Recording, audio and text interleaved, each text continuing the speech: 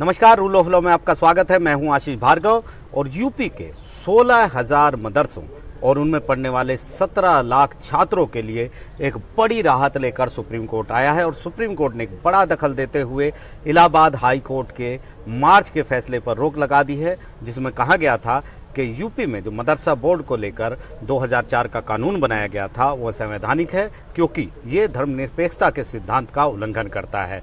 तो यहाँ पर चीफ जस्टिस डी.वाई. चंद्रचूड़ की 3 जजों की बेंच ने ये फैसला सुनाया है और अंतरिम रोक इलाहाबाद हाई कोर्ट के उस फैसले पर लगा दी है। सुप्रीम कोर्ट ने यूपी सरकार, केंद्र सरकार और मदरसा बोर्ड को नोटिस जारी करके जवाब मांगा है 31 मई तक, और इसके बाद जुलाई के दूसरे हफ्ते में इस मामले पर सुनवाई भी होगी।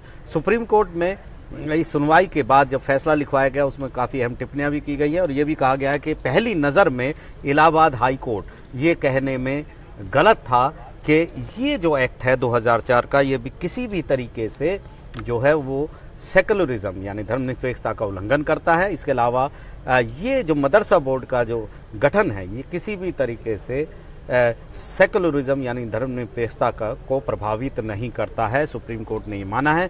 सुप्रीम कोर्ट ने ये दलील भी मान ली है याचिकाकर्ताओं की कि धार्मिक शिक्षा के अलावा इन मदरसों में गणित, विज्ञान, सामाजिक विज्ञान जैसे सब्जेक्ट जो हैं विषय भी पढ़ाए जा रहे हैं।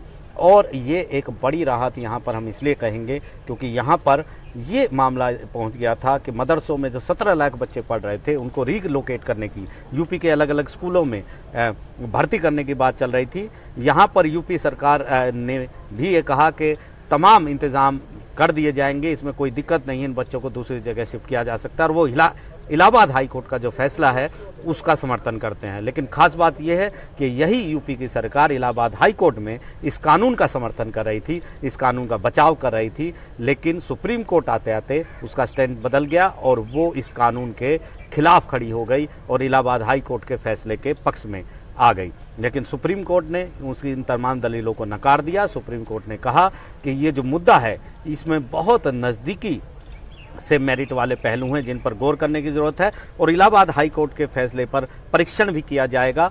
और फिलहाल अंतरिम राहत के तौर पर हाई कोर्ट के इस फैसले पर अंतरिम रोक लगाई जाती है, आगे सुनवाई चलती रहेगी। यहाँ पर अभिषेक मनु सिंघवी याचिकाकर्ताओं की तरफ से अपीयर हुए थे। उन्होंने बताया 1908 से यूपी में मदरसे चल रहे हैं, करीब 123 साल से इस तरीके की व्यवस्था है और सरकार ये कहने में बिल्कुल गलत है कि जो मदरसे हैं उनमें सिर्फ धार्मिक शिक्षा दी जाती है।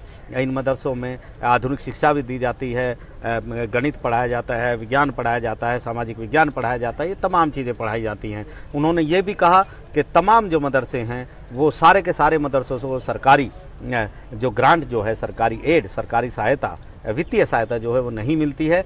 और इलाहाबाद इस हाई कोर्ट के इस फैसले पर तत्काल रोक सुप्रीम कोर्ट को लगानी चाहिए, क्योंकि 17 लाख बच्चों का सवाल है, 16,000 मदरसों का सवाल है, हज़ारों शिक्षकों का सवाल है और हज़ारों लोग, लाखों लोग वो हैं जो इन मदरसों में काम करते हैं। ऐसे में सुप्रीम कोर्ट को दखल देना चाहिए और सुप्रीम कोर्ट ने उनकी इस दलील को मान लिया। हालांकि यूपी सरकार हाई कोर्ट के फैसले का समर्थन कर रही थी, लेकिन फिलहाल सुप्रीम कोर्ट ने उसकी दलीलों से साफ इनकार कर दिया। बड़ी राहत सुप्रीम कोर्ट का ये फैसला लेकर आया है। इलाहाबाद के हाई कोर्ट के फैसले पर सवाल भी उठा दिए हैं और ये भी बताया कि मदरसा बोर्ड का जो गठन है वो कानून के तहत किया गया है और मदरसा बोर्ड की बहुत सारी जिम्मेदारी भी हैं, ये भी सुप्रीम कोर्ट ने बताया है। और सुप्रीम कोर्ट ने प्राइमा फेसी यानी पहली नज़र में माना है कि हाई कोर्ट का फैसला सही नहीं था और अब आगे इस मामले पर कानूनी लड़ाई चलती रहेगी, सुप्रीम कोर्ट में सुनवाई होती रहेगी।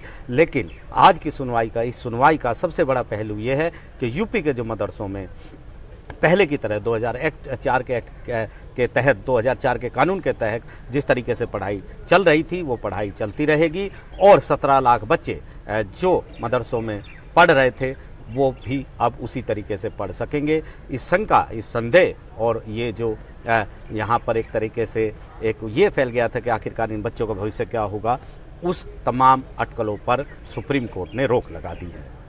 नई दिल्ली से आशीष भार्गव, एनडीटीवी इंडिया।